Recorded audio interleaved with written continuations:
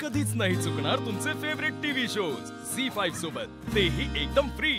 नाही, I mean I I sorry, खरंच नाही जमणार. कारण की मी आत्ता जस्ट जेवायला बसलो. मध्येच ताटावरून उठलो तर अन्नाचा अपमान होईल. मी जेवण झालं की लगेच निघतो. Is that okay?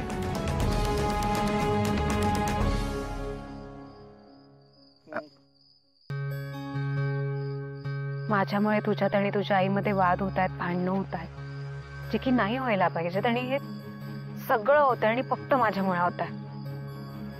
You know what Anushka, माझ्या आणि माझ्या आईमध्ये कधीच भांडण नाही होऊ शकत. Because we share an amazing bond. म्हणजे असं नाही अगदीच की कधी वाद नाही झालेत, पण ते तात्विक होते. हे खूप चांगलं ओळखतो माझ्या आईला. ती अक्षरशः लहान मुलासारखी आहे. हसणारी, रडणारी, सगळ्यांमध्ये मिसळणारी, कधी स्वतःमध्येच हरवणारी. आणि एक दिवस अचानक एक माणूस येतो आणि त्या बाळाला टोकदार सुई टोचतो आणि ते बाळ रडायला लागतं. असं झालं तर काय वाटेल तुला? ऑफकोर्स रागेल. त्या माणसाला मारावंच वाटेल. आणि तो माणूस डॉक्टर असेल आणि ती सुई इंजेक्शनची असेल तर? सी अनुष्का, हे सांगण्याचा उद्देश असा आहे की मला असं वाटतंय तू एकदा विचार करावा तुझ्या बोलण्याचा, तुझ्या वागण्याचा. तू चुकून असं काही बोलून गेलीस का आईला ज्याने आई इतकी हर्ट झाली? कारण ट्रस्ट मी माझ्या आईला खूप चांगलं ओळखतो. ती दुश्मनासोबत सुद्धा असं वागणार नाही.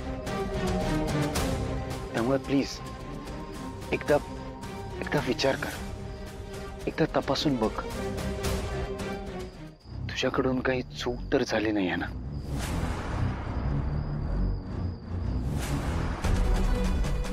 बस एवढंच सांगायचं होतं.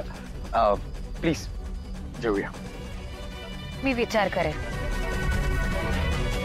टू बी ऑनेस्ट, मला माझी चूक कुठेच दिसत नाही आदित्य. पण मला तुझी एक गोष्ट आवडली. तू तुझ्या आईच्या बाजूने उभा राहतोस.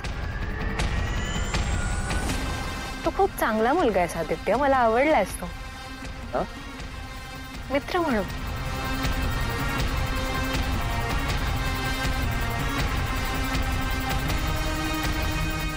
चालेल? या प्लीज.